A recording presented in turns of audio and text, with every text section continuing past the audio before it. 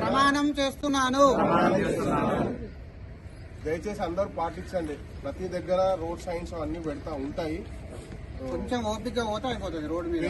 మరి శ్రద్ధతో అంతఃకరణ శుద్ధితో నిర్వహిస్తానని రోడ్డుపై ప్రయాణించేటప్పుడు ఓవర్టేకింగ్ కొద్దిగా పేషెన్స్ అవసరం. పోతే పోనీ పక్క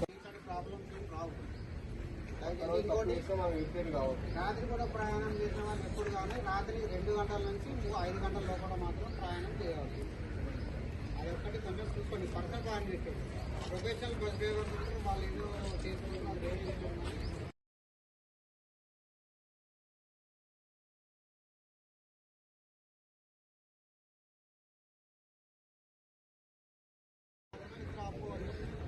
నుంచి 5 గంటల వరకు మత్తుతోనే ఉంటాం మనం. కాబట్టి ఆ టైంలో పని ఇవ్వకుండా స్టే ఉండి ఎక్కడన్నా అలా చేసుకుంటే బాగుంటుంది.